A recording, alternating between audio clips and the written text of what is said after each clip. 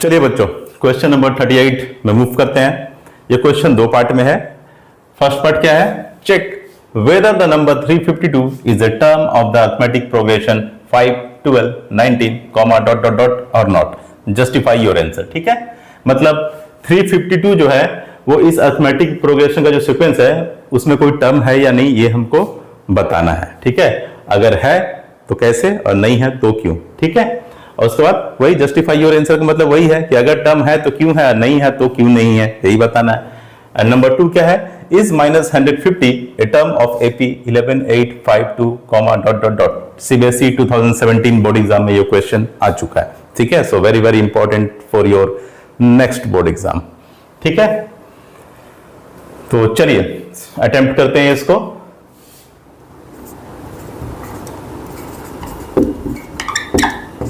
First part को पहले attempt करते हैं। ठीक है, check whether the number 352 is a term of the arithmetic progression. Okay, ठीक है, तो क्या है? गिवन एपी क्या दिया हुआ है? गिवन एपी दिया हुआ है 5, 12, 19 dot dot dot dot. Okay, first term क्या है इसमें? फर्स्ट टर्म आपका क्या होगा इस अरिथमेटिक प्रोग्रेशन में? a equal to 5। Okay, common difference क्या होगा आपका? कॉमन डिफरेंस क्या होता है? Difference between the conjugative terms. ठीक है, a2 minus a1, a3 minus a2, next term minus previous term का जो डिफरेंस होता है उसको ही क्या बोलते हैं हम लोग? कॉमन डिफरेंस बोलते हैं। ठीक है, तो यहां second term minus first term यानी 12 माइनस 5, 12 माइनस 5 कितना हो गया? 7। ठीक है, ओके। अब हमको प्रूफ करना है कि 352 इस जो है वो इस अरिथमेटिक प्रोग्रेशन का सीक्वेंस का कोई टर्म है या नहीं है। तो हम मान लेते हैं, सपोज करते हैं कि 352 जो है nth टर्म है इस सीक्वेंस का। ठीक है, let 352 is nth term of this sequence. ठीक है, let 352 is the nth term of this sequence.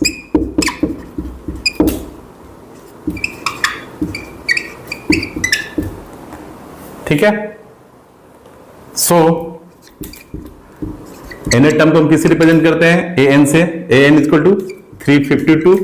Okay, a n को हम क्या लिख सकते हैं? A plus n minus 1 into d equal to 352, ऐसा लिख सकते हैं और करके। ठीक है, ये कितना है? 5 plus n minus 1 into D कितना है? 7, 352, यही आया। सॉल्व कीजिए। 5 plus 7n minus 7 is equal to 352। ठीक है, यही आ रहा है। और 7n is equal to 5 minus 7 कितना हो गया? -2, इधर चला गया 354। ओके, 7n इक्वल टू 354 आया। So n is equal to 354 divided by 7। ठीक है, n इक्वल टू कितना आ गया? 354 डिवाइडेड बाय 7 आ गया। अब आप इसको सिंप्लीफाई कीजिए, ये कितना आ जाएगा आपका?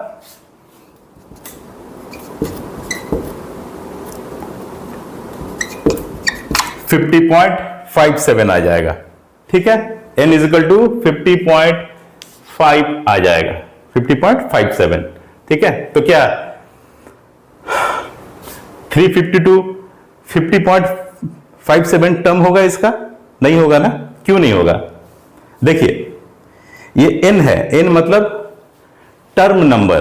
टर्म नंबर हमेशा क्या होता है? काउंटिंग नंबर होता है, एक पॉजिटिव इंटीजर होता है, होल नंबर होता है। टर्म नंबर का मतलब 1 2 3 4 5 6 7 8 9 10 ऐसा करके होना चाहिए। ठीक है, टर्म नंबर कभी भी फ्रैक्शन में नहीं होता है।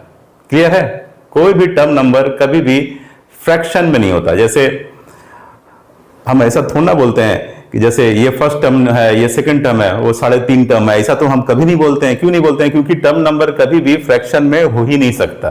ठीक है, term number can never be in fraction, it should always B in a positive, it should always be a positive integer, that means a counting number. Okay, तो आप यहां पे लिखिए, जैसे जैसे मान लीजिए, अभी तो मैं और एक एग्जांपल से आपको बता दे रहा हूं कि जैसे मान लीजिए अभी तो इंडिया में जैसे जनगणना चल रही है सब, तो जैसे कोई पूछने आता है कि आपके घर में कितने लोग हैं, मान लीजिए मदर, फादर और 2 बच्चे हैं, ठीक है। तो आप मदर मतलब एक, फादर 2, मान लीजिए एक आप हो नंबर 3 और एक छोटा सा है, तो उसको आप क्या बोलिएगा, आधा बोलिएगा? नहीं ना, वो भी तो एक है पूरा, तो कितने बोलिएगा? 4 बोलिएगा आप कि हाँ भाई फैमिली में 4 लोग हैं। उसको 3.5 तो नहीं बोलिएगा, 1 2 3 और इतना छोटा है तो 3.5 नंबर, ऐसा तो नहीं बोलिएगा। तो सेम फंडा यहाँ पे भी है कि टर्म नंबर जो होता है वो हमेशा आपका एक पॉजिटिव नंबर होता है, एक काउंटिंग नंबर होता है, वो कभी भी फ्रैक्शन में नहीं हो सकता, ठीक है। तो बस उसको लिख देना है यहाँ पे, जस्टिफाई और आंसर वाले पार्ट में हमको यहाँ पे ये लिख देना है कि since the term number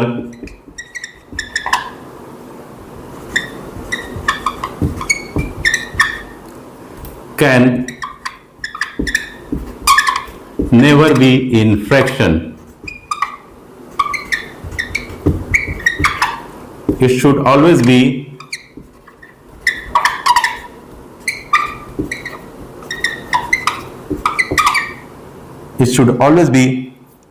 a positive integer,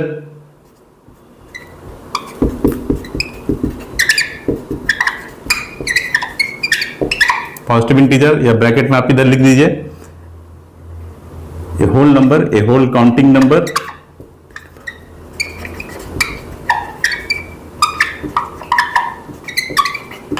ठीक है। हेंस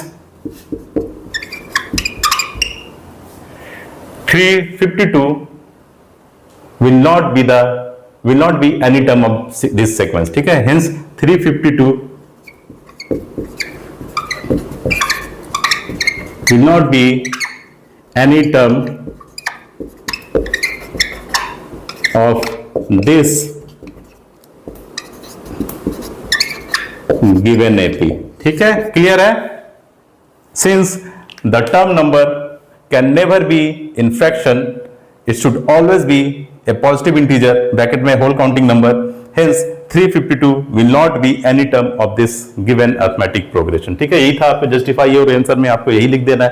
ओके, चलिए पार्ट 1 तो अब आपका हो गया। अब हम लोग क्या करेंगे, पार्ट 2 को सॉल्व करेंगे। मैं कुछ देर के लिए हट जा रहा हूं, अगर आपको इसकी स्क्रीनशॉट लेनी है तो आप ले सकते हैं, ठीक है। हमेशा याद रखिएगा, नंबर ऑफ टर्म्स जहां फ्रैक्शन में आया तो समझ लीजिएगा कि वो जो दिया हुआ है वो उस अरिथमेटिक प्रोग्रेशन के सीक्वेंस का कोई टर्म नहीं होगा, क्लियर है। कभी भी फ्रैक्शन में नहीं आना, हमेशा होल नंबर एक काउंटिंग नंबर में, एक पॉजिटिव इंटीजर में आना है उसको, क्लियर है। तो चलिए, आप इसकी स्क्रीनशॉट लेना चाहते हैं तो ले सकते हैं। उसके बाद हम लोग क्वेश्चन नंबर 38 का पार्ट 2 को सॉल्व करेंगे, जो कि एक बहुत ही इंपॉर्टेंट क्वेश्चन है और ऑलरेडी आपके सीबीएसई एग्जाम 2017 में आ चुका है, ठीक है। चलिए मैं अब इसको इरेज करता हूं।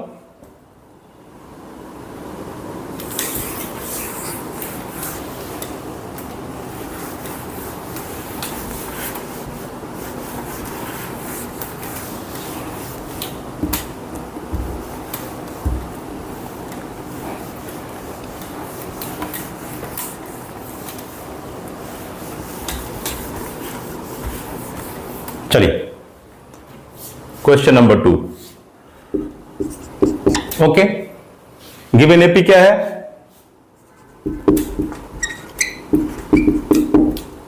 Eleven 8 5 2 dot dot dot. Okay, first term क्या हो जाएगा इसमें, फर्स्ट टर्म ए हो जाएगा आपका 11। ओके, कॉमन डिफरेंस डी क्या हो जाएगा,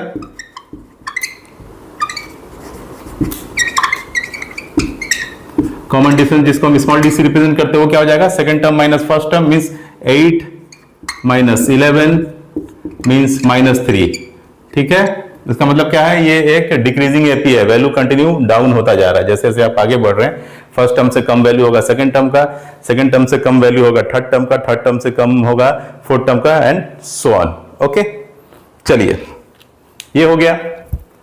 अब क्या बताना है हमको कि is -150 a term of AP. Same चीज आप रिपीट कीजिए। मान लीजिए कि ये जो अरिथमेटिक प्रोग्रेशन का जो सीक्वेंस हमको दिया हुआ है उसका nth टर्म जो है वो -150 है। ओके, सपोज कर लीजिए, मान लीजिए late -150 is the nth term of this sequence. Okay, so एक बात याद रखिए, मेरा काम है आपको बिल्कुल कॉन्सेप्ट देना, मैं आपको सिर्फ कॉन्सेप्ट देता जा रहा हूं, ठीक है। और आपको बनाना भी ऐसे ही है, लेकिन हाँ बहुत बच्चे ऐसे हैं जिन्हें बिल्कुल एक पार्टिकुलर नोट्स की जरूरत होती है कि हाँ कैसे कैसे लिखना है।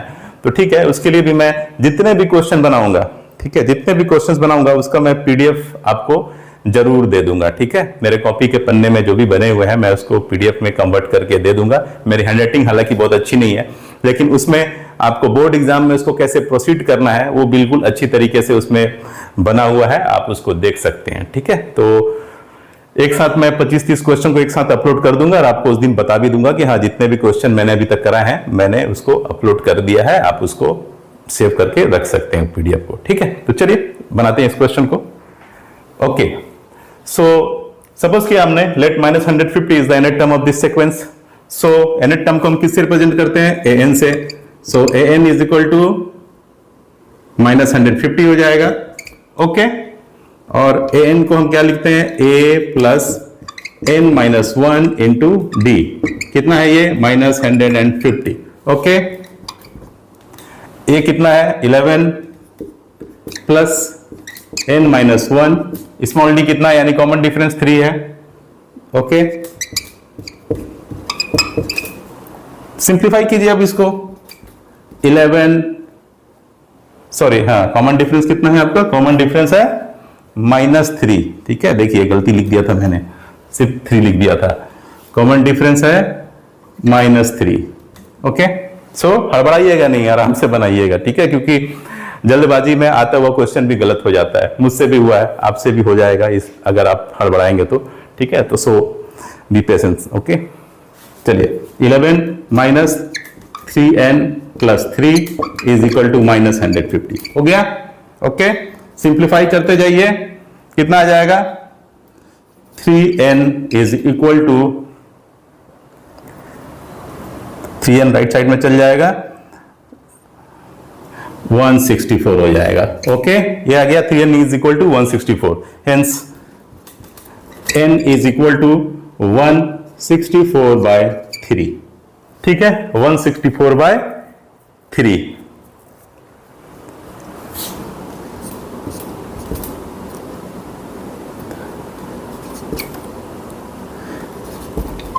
Okay, so n equal to कितना आया आपका? 54.6 आया, ठीक है। n इज इक्वल टू 54.6 आ गया। ओके, सो क्या -150 इस टर्म का सीक्वेंस होगा? इस सीक्वेंस का कोई टर्म होगा -150? नहीं होगा। क्यों? क्योंकि number of terms should always be a whole number, a positive integer, a counting number. But here the number of terms value is fraction, the number of terms value is in fraction. 54.6 मतलब point वाला आ गया, मतलब fraction आ गया, इसलिए -150 will not be any term of this given AP, ठीक है। तो just इसको भी आप लिख दीजिए यहां पे कहानी की तरह। Since the number of terms n can never be in fraction, hence -150 will not be any term of this AP. Okay, clear है? Since the number of terms n can never be in fraction, hence -150 will not be any term of this AP. Clear है? Number of terms कभी भी fraction में नहीं होने का। Clear है? Okay, याद रखिएगा n इक्वल टू है। अगर ये वाला साइन अगर मान लीजिए ग्रेटर देन होता ना तो n ग्रेटर देन, मैंने ऐसा एक क्वेश्चन आपको बनाया है, आप 2-3 एपिसोड पीछे जाइएगा, 2-3 लेक्चर पीछे में जाइएगा तो आपको मिल जाएगा, जिसमें n greater than equal to कुछ फ्रैक्शन था। तो उस केस में क्या होगा, जैसे मान लीजिए यहां n ग्रेटर देन 54.6 होता, मान लो, मैं बोल रहा हूं सपोज करो, ठीक है, लेट n ग्रेटर देन 54.6, तो उस केस में क्या होता, तो उस केस में 55 वाला जो टर्म हो जाता है, 55th टर्म जो हो जाता है, 55वां टर्म जो होता है वो -150 होता है, अगर n ग्रेटर देन ऐसा रहता तो, ठीक है। लेकिन यहां पे क्या है, n इक्वल टू वाला साइन है, खेल समझिए, साइन का खेल है, n इक्वल टू है यानी n एग्जैक्ट 54.6 है, इसलिए 54.6 चूंकि फ्रैक्शन है, इसलिए नंबर ऑफ टर्म्स कभी भी फ्रैक्शन में नहीं आ सकता, सो -150 can never be any term of this sequence, ठीक है। लेकिन उससे पहले भी मैंने आपको कुछ लेक्चर में 2-3 दिन पुराने लेक्चर में बताया होगा आपको, जहां पे एक क्वेश्चन था जिसमें n ग्रेटर देन करके दिया हुआ था, तो वहां n ग्रेटर देन कुछ आ रहा था, ठीक है। तो उसमें क्या था, जो उसका क्लोजेस्ट जो उसके बाद वाला जो नंबर है, होल नंबर, उसको हम लोगों ने क्या किया था, वो वाला टर्म को काउंट किया था। पीछे की एपिसोड देखिए, तभी आपका कॉन्सेप्ट खुलेगा, ठीक है। डायरेक्ट मत आइए, लेक्चर 1 लेक्चर 2 करके देखते हुए जाइए, तब आपको कॉन्सेप्ट जो होगा बिल्कुल पानी की तरह क्लियर हो जाएगा, ठीक है। तो बस यही है, जहां भी पूछे कि ये टर्म है कि नहीं, हमको बताओ कि ये जो नंबर दिया हुआ है ये इस सीक्वेंस का टर्म होगा कि नहीं होगा, तो बस आपको एन टर्म निकालना है, एन टर्म से आपको n का वैल्यू फाइंड आउट करना है। n का वैल्यू अगर होल नंबर है, पॉजिटिव इंटीजर है, काउंटिंग नंबर है, तो मतलब वो टर्म वो जो नंबर है वो उस अरिथमेटिक प्रोग्रेशन का सीक्वेंस का एक टर्म होगा। लेकिन अगर n का वैल्यू फ्रैक्शन में आ गया तो वो टर्म जो दिया हुआ है, जो वैल्यू दिया हुआ है, वो उस अरिथमेटिक प्रोग्रेशन के सीक्वेंस का टर्म नहीं होगा, बस, ठीक है। तो बस इतना ही है, इसको आप स्क्रीनशॉट ले लीजिए। और जहां तक बात है पीडीएफ नोट्स की, आपको एग्जामिनेशन पॉइंट ऑफ व्यू से कैसे लिखना है, तो वो बिल्कुल आपको मिल जाएगी, मैं एक साथ आपको पूरे के पूरे दे दिया करूंगा, और जब दूंगा, जिस वीडियो में उसके लिंक को शेयर करूंगा, उस दिन मैं आपको बता दूंगा, ठीक है। फिलहाल आप कॉन्सेप्ट जरूर समझिए, यही काम आने वाला है। क्वेश्चन ट्विस्ट होगा, कोई मतलब नहीं, कितना भी ट्विस्ट करो, कॉन्सेप्ट है ना, बस बन जाएगा, ठीक है। तो चलिए आप इसके स्क्रीनशॉट ले लीजिए, फिर मिलेंगे। हाँ, अगर कोई कंफ्यूजन होगा तो कमेंट सेक्शन में जरूर पूछ लीजिएगा, ठीक है। बिल्कुल शर्माना और लजाना है नहीं, कमेंट सेक्शन में बिल्कुल बेहिचक पूछ लीजिएगा। तो ठीक है, आज के लिए इतना ही, इसकी आप स्क्रीनशॉट ले लीजिए, फिर मिलूंगा, तब तक के लिए अपना ख्याल रखिए, टेक केयर एंड बाय।